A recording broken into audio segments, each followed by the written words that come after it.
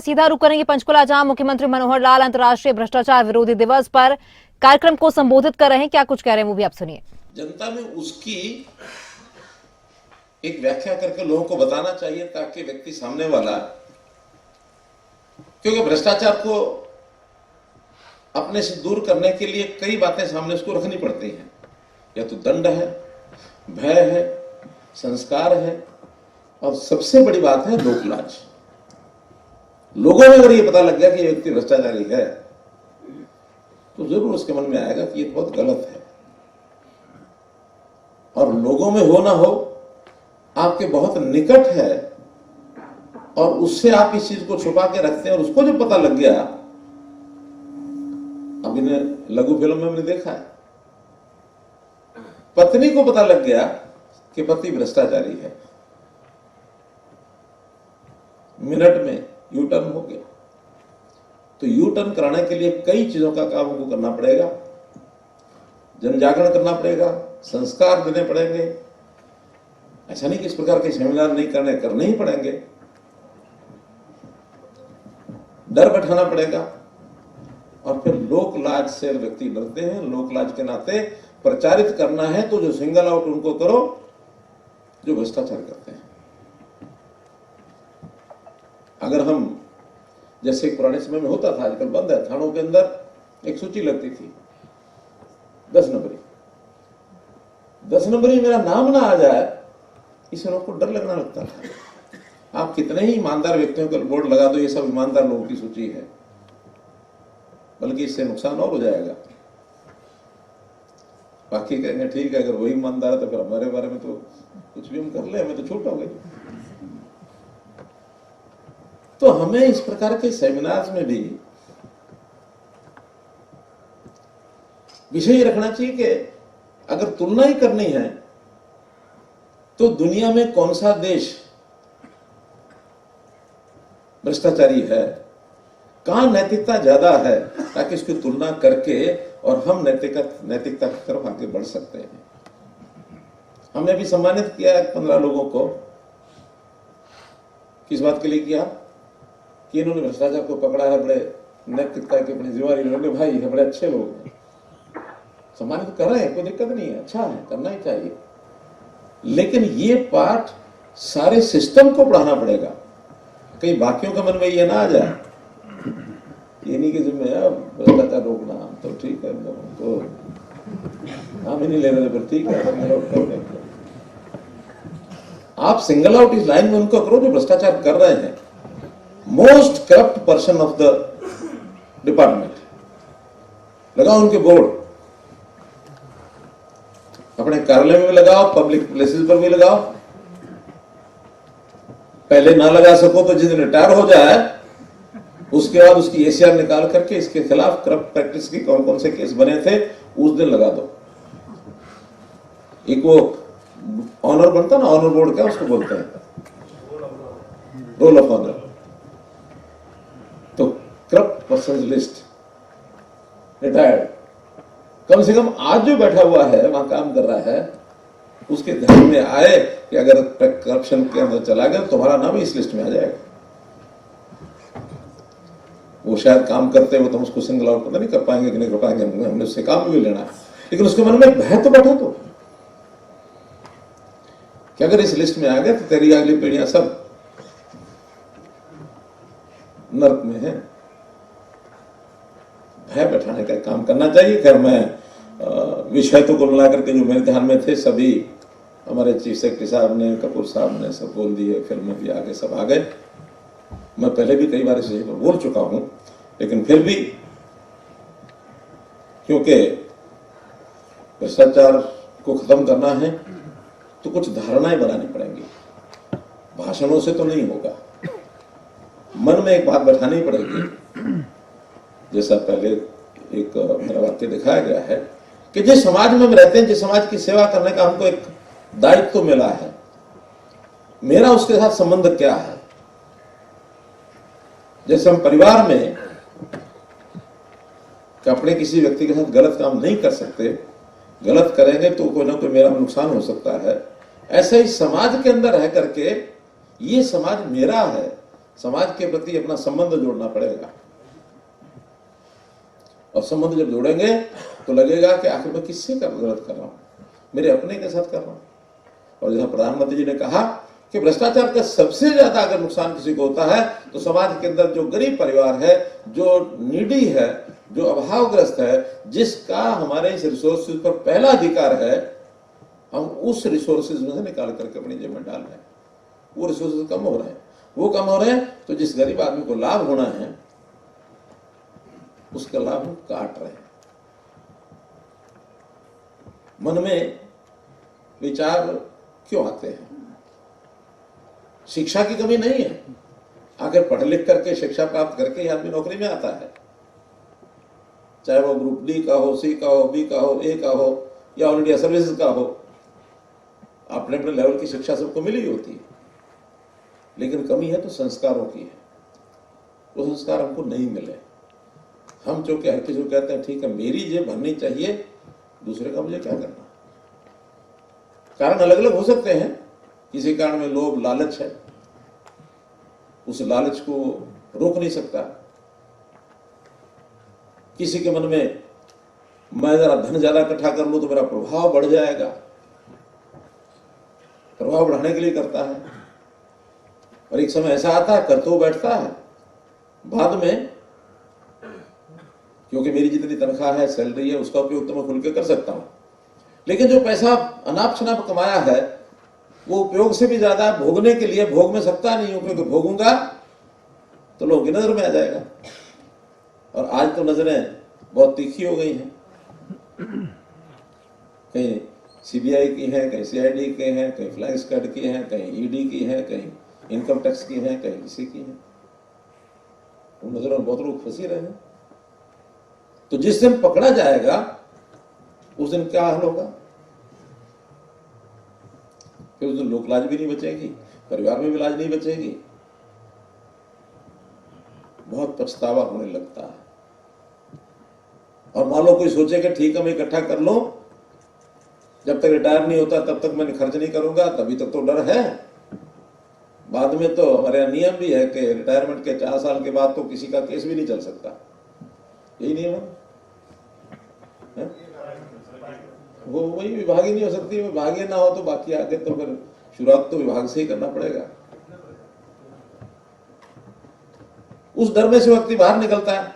लेकिन मैं उसको भी आगाह करता हूं कि रिटायरमेंट के 4 साल के बाद फिर शरीर भी ऐसा रहता नहीं कि जिसको बहुत सारी चीजों का उपयोग करके वो कुछ कर सके, दवाइयों के अलावा। और दवाइयां तो भैया सरकार ने फ्री कर रखी है सबके लिए। जिसने सर्विस कर ली दवाई उसके लिए फ्री है, और वो कुछ कर नहीं पाएगा,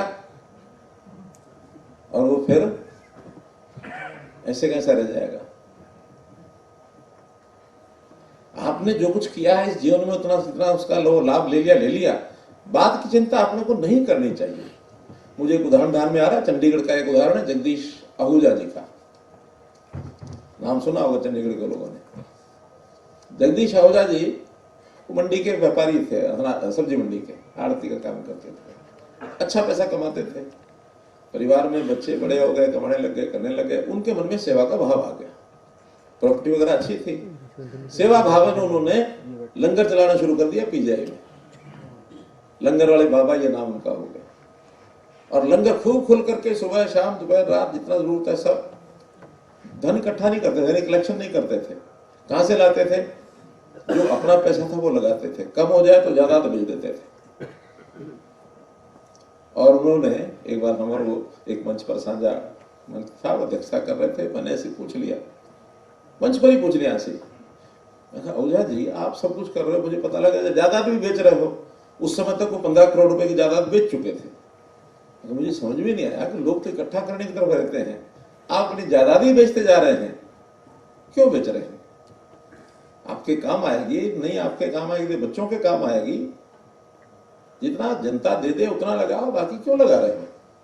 तो उन्होंने भी शारीरिक तौर पर ही फिर हमको सबको बताया कि देखिए मुझे अच्छी तरह पता है कि मेरे बच्चे क्या हैं। तो उन्होंने वो एक दोहा, शायद कबीर जी का किसका है, कि पूत कपूत सपूत तो क्यों धन संचय, और पूत कपूत तो क्यों धन संचय। अगर पूत आपके सपूत हैं तो कमा लेंगे अपने आप, आपको क्या करना है।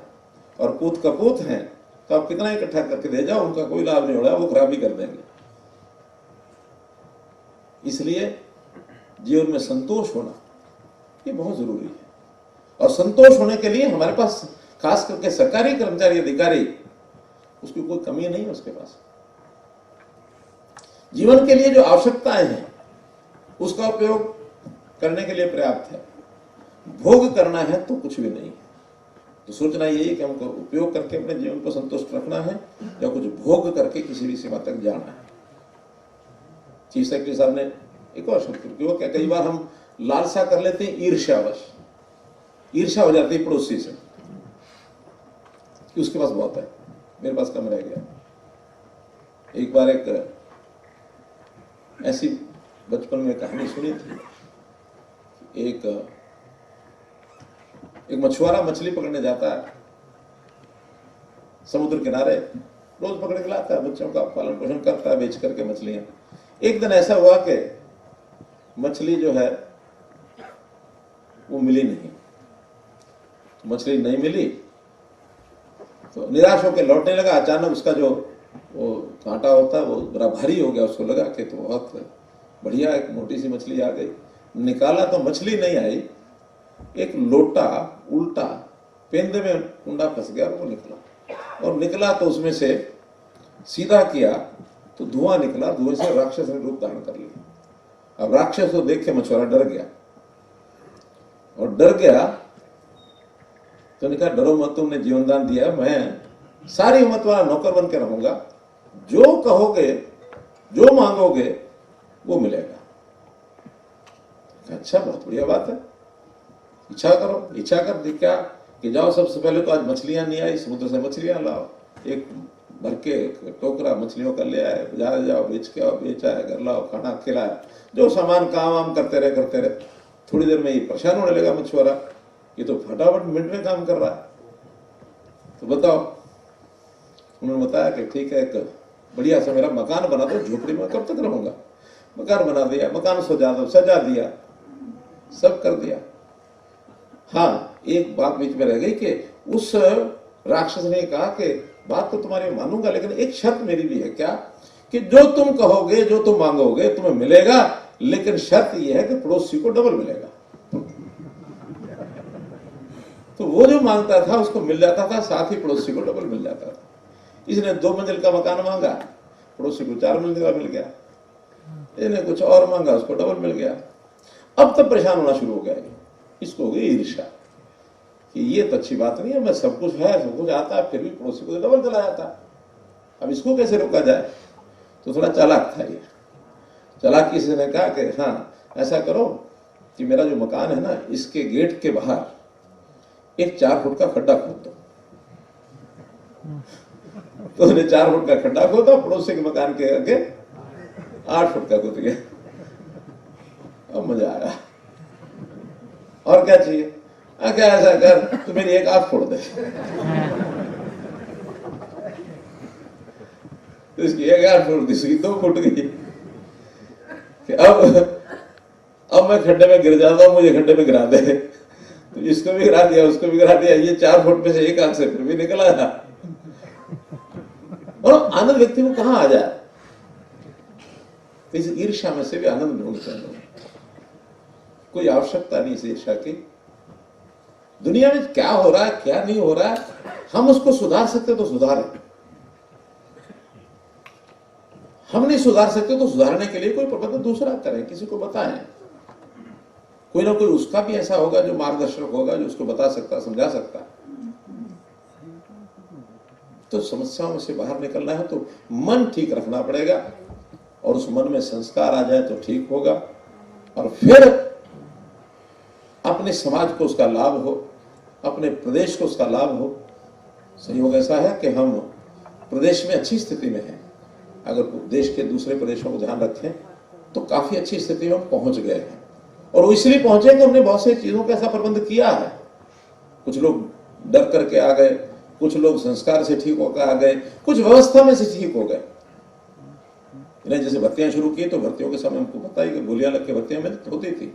मैंने कैथल में एक बार पूछ लिया जिले की एक मीटिंग के अंदर, 60 लोग वहां कर्मचारी अधिकारी सब बैठे थे। मैंने कहा नाम तो नहीं पूछूंगा, लेकिन आप ये बताइए आपके साथ बीती हो या आप किसी को जानते हो जिसकी नौकरी सीधी सीधी नहीं लगी, कुछ पैसे वैसे दे के लगी है और अच्छी मोटी राशि दे के लगी है। जो ऐसे किसी विषय को जानते हो जरा हाथ खड़े करो। 60% of the person raise their hands कि हाँ हमको पता ही पैसे से दे के ही लगते हैं। अब वो खुद लगा या किसी पड़ोसी के बारे में बता, पूछना ठीक भी नहीं था, लेकिन आम धारणा थी। आज से मतलब 2015-16 की बात है। आज मुझे संतोष है इस बात का कि हमारी 1/3 भर्ती हमारे टाइम में हो गई है जिनका एक पैसा हमने लगने नहीं दिया। आप कहेंगे इसका करप्शन से क्या संबंध है? इसका करप्शन से सीधा संबंध है कि अगर कोई व्यक्ति पैसे देके लगेगा, वो करप्शन का मारा हुआ है, उसने करप्शन नहीं की है, करप्शन हुई है उसके साथ, यानी वो पीड़ित है, लेकिन वो भी तो हिसाबी किताबी है। अगर 10 लाख रुपया देके लगेगा, एक महीने की तनख्वाह में तो पूरे नहीं हो सकते, मंथली तनख्वाह में से पूरे नहीं होंगे, उसको भी 10 के 20 लाख रुपया निकालना होगा। उसकी मजबूरी है भ्रष्टाचार करना। लेकिन हमारा कहना है कि मान लो अगर ऐसा करके किसी कर्मचारी के साथ हुआ भी है तो जिस दिन जब जागे तब सवेरा, जिस दिन संस्कार आ जाए उस दिन आगे छोड़ दे और ये मान के छोड़ दे कि ये पाप है, मुझे नहीं करना चाहिए। दंड अपनी जगह काम करेगा, पकड़ा जाएगा, दंडित हो ही जाएगा, लेकिन बहुत ज्यादा लोग दंडित हो नहीं पाते हैं। पकड़े जाते हैं, पकड़ने के बाद फिर हमारे सिस्टम ऐसे हैं, नियम ऐसे हैं, विभागीय कार्रवाई, फिर हमारे उसकी इंक्वायरी में फिर चार्जशीट, कोर्ट में लोअर कोर्ट, अपर कोर्ट, सुप्रीम कोर्ट, जाते जाते ठीक है थोड़ा परेशान अगला हो जाता है, लेकिन फेंका देखा रहता है। ठीक है जी, तो वकील का काम करता रहेगा, वो चलेगा, वो सारा काम हमको चलाना है। लेकिन पहला काम यह है कि हमको उसको जागरूक करना है, हमको उसको प्रेरित करना है, इंस्पायर करना है कि भ्रष्टाचार करना माने, शब्द गलत है लेकिन उपयोग कर रहा हूं, कि हमने अपने देश को मां माना है, समाज को भी मां माना है। हम समाज के प्रति अपना गलत व्यवहार कर रहे हैं। तो इस लेवल तक जाकर के कन्विक्शन अगर ये हो गई तो इसमें से हम बच जाएंगे। इसको हमको सबको रोकना है। भ्रष्टाचार एक कैंसर है और इस कैंसर को रोक करके हम इस प्रदेश के नाते से देश में अच्छे हैं और अच्छे बने, हमारा प्रदेश अच्छा बने और साथ में फिर देश अच्छा बने। देश के बारे में प्रधानमंत्री जी की बहुत चिंता है, हमने सुनी भी है, देखी भी है। उन्होंने अपने आप को देश के साथ आत्मसात कर लिया है, इंडिया फर्स्ट। देश अगर है तो सब कुछ है, और उन्होंने इस देश को आगे बढ़ाने के लिए एक एक वर्ग को लेकर के आगे बढ़ रहे हैं। सबसे पहले नेताओं को लेकर आगे बढ़े। याद है 2013 के अंदर उन्होंने पत्रकार के सामने स्वीकार की। पत्रकार ने पूछा कि सबसे बड़ा चैलेंज आपके सामने क्या है? उनका सबसे बड़ा चैलेंज मेरे लिए है, मेरी बिरादरी की छवि वो धूमिल है, उसको ठीक करना। अब प्रधानमंत्री की बिरादरी कौन सी थी उस समय? क्या? नेताओं वाली बिरादरी। भ्रष्टाचार कहीं ना कहीं से शुरू होता है। नेताओं की कईयों की मजबूरी होती है, कहीं की लालसा होती है, कईयों का वही होता है अपने प्रभाव बढ़ाने के लिए, पड़ोसी से मुझे आगे बढ़ना, वो सारी बातें उनमें भी रहती है। लेकिन उन्होंने ठीक किया, स्वयं से शुरू किया। बात छोटी सी कही, न खाऊंगा न खाने दूंगा। एक बार तो प्राइवेट टॉक में उन्होंने माना कि मैं बहुत बड़ी बात कह बैठा हूं, न खाऊंगा तो मेरे हाथ में है, लेकिन न खाने दूंगा ये बहुत मेहनत का काम है, बहुत परिश्रम का काम है, इसमें सारी टीम लगे। न खाने दूंगा तो दूसरे को मनाना है ना, दूसरे को समझाना है। तो वो समझने में जितना ताकत लगे लगाओ सब लोग। बाद में उस पर चले। फिर उन्होंने ब्यूरोक्रेसी को उसी हिसाब से समझाया। हम कई जो आज यहाँ IAS IPS all India service के लोग बैठे हैं, कितने ही उनके भाषणों को उन्होंने कई बार सुना है। जो आज हम हरियाणा में कर्मयोगी हरियाणा का अभियान चला रहे हैं, वो कर्मयोगी कर्मयोगी भारत क्या चला रहे हैं? मिशन कर्मयोगी। मिशन कर्मयोगी बहुत समय पहले वो चला चुके हैं और उन्हें ये कहा कि हम हर एक अपने एम्प्लॉय को इस ओर आकर्षित, एक उनको प्रेरणा दें कि कर्मयोगी बने। और हरियाणा तो कर्मयोगियों की स्थली है। गीता का संदेश दुनिया में अगर दिया है तो हरियाणा की धरती पर भगवान कृष्ण ने दिया। कर्मण्येवाधिकारस्ते मा फलेषु कदाचन। कर्मयोगी बनकर के हम आगे बढ़ेंगे तो फिर कम से कम पहला चरण आर्थिक भ्रष्टाचार, इससे दूर हटेंगे। कई तरह के भ्रष्टाचार भी, आर्थिक भ्रष्टाचार को सबसे पहले खत्म करना। इसके बाद फिर नैतिक भ्रष्टाचार। नैतिक भ्रष्टाचार भी बहुत एक बहुत अलग तरह की चीज है। यानी एक उदाहरण मैंने पहले दिया, फिर दोबारा दोहरा रहा हूं, वो है लाल बहादुर शास्त्री जी का। शास्त्री जी देश की जब आजादी की लड़ाई थी, स्वतंत्रता आंदोलन चल रहा था, उस समय उन्होंने भी आंदोलन में भाग लिया। तो बहुत लोगों को अंग्रेजों ने जेल के अंदर डाल दिया, वो भी जेल में चले गए। बाहर रहने वाली जो संस्थाएं, राष्ट्रभक्त संस्थाएं, उन्होंने जो लोग जेल में गए हैं उनके परिवारों की देखभाल के लिए कुछ व्यवस्थाएं कर रखी थी। ये संस्था इन 10 परिवारों को संभालेगी, ये संस्था इन 10 परिवारों को संभालेगी, और मासिक तौर पर उनके घर में कुछ पैसे दे के आते थे। एक दिन उनकी पत्नी श्रीमती जी उनके और जेल में मिलने के लिए गई। शास्त्री जी ने पूछा कि हाँ, घर में सब ठीक चल रहा है? क्या अच्छा चल रहा है, ठीक है, बस आप ही यहाँ बैठे हैं, देशभक्ति का काम है तो आप अपना दायित्व निभा रहे हैं, लेकिन फिर भी आपकी हाथों में आती है नहीं, फिर भी घर का काम है। घर का काम तो ये है, वो एक आते हैं, फला आदमी, नाम लिया संस्था का उनका कि उनके प्रेसिडेंट आते हैं और वो में 50 रुपया महीने का देके जाते हैं, और 50 रुपए में से 40 रुपए में हमारा काम चल जाता, 10 रुपए हम संभाल के रख लेते हैं ताकि आगे कभी भविष्य में काम आएगा। बात सुन ली, वो चली गई। कुछ दिन बीत गए और कुछ दिन के बाद वो जो संस्था के अध्यक्ष थे वो भी जेल में जाकर के और मिलने के लिए पहुंच गए अचानक शास्त्री जी के पास। शास्त्री जी को दिक्कत तो नहीं है कि नहीं, मैं तो सब सही हूं, ठीक हूं, बस एक निवेदन आपसे करना है कि मेरे परिवार की आप चिंता कर रहे हैं, मुझे पता है, लेकिन एक निवेदन यह है कि आप हर महीने उनको 50 रुपए जो दे के आते हैं, 50 रुपए नहीं, उनको 40 रुपए दे के आया करो। ये शास्त्री जी ने उस व्यक्ति को कहा। अब इसको कहते हैं नैतिक, उसको भ्रष्टाचार कहेंगे या नैतिक दायित्व कहेंगे या कुछ भी कहेंगे। मन में आया कि 40 रुपए अगर काम चलता तो मुझे किसी भी व्यक्ति से सहायता अगर लेनी भी है तो 40 की लेनी चाहिए, 50 की क्यों लेनी चाहिए? चाणक्य के समय की हम कहानियां सुनते हैं कि चाणक्य कोई अगर चंद्रगुप्त मौर्य के राजा थे, राजकीय उनको काम करने होते थे, तो राजकीय काम जब करते थे तो दीपक जलाने में जो तेल डालते थे वो राजकीय शासकीय तेल डालते थे, और अगर कोई व्यक्तिगत काम करना होता तो उनको अध्ययन करना होता था तो दिया बदल लेते थे, जो उनका व्यक्तिगत दिया होता था उसकी रोशनी में वो अपनी पढ़ाई करते थे। ये उनके जीवनी में आता है। ये है नैतिक आचरण।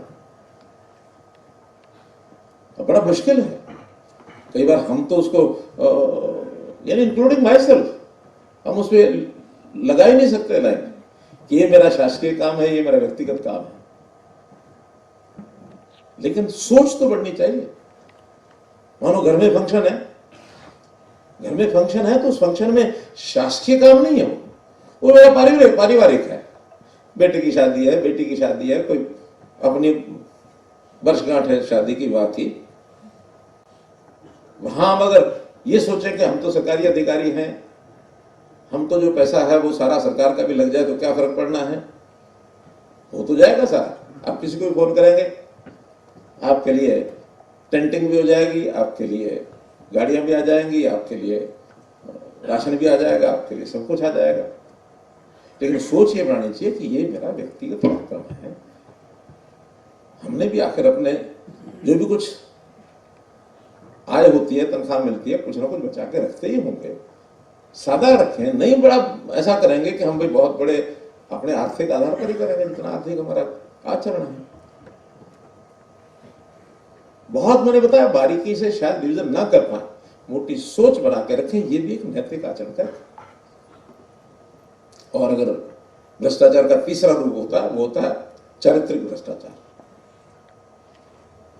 चारित्रिक भ्रष्टाचार की सीमाएं टूट रही है,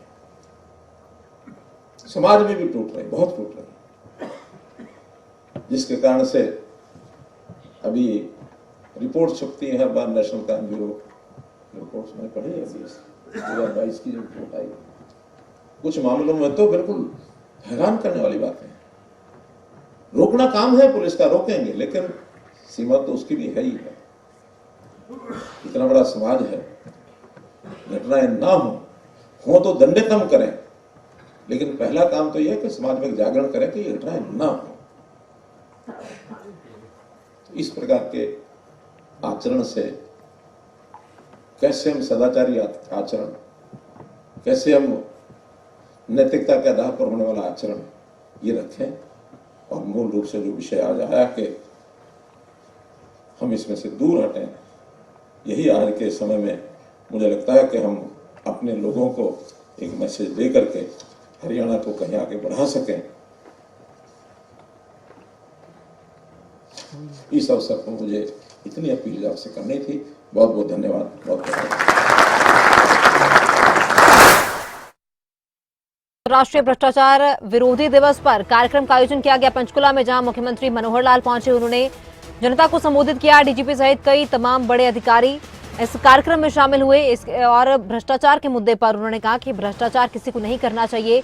बीजेपी सरकार लगातार भ्रष्टाचार के खिलाफ जीरो टॉलरेंस की नीति अपनाती आई है। भ्रष्टाचार से यू टर्न के लिए काम करना पड़ेगा। तो सीएम मनोहर लाल ने ये कई बड़े बयान दिए हैं।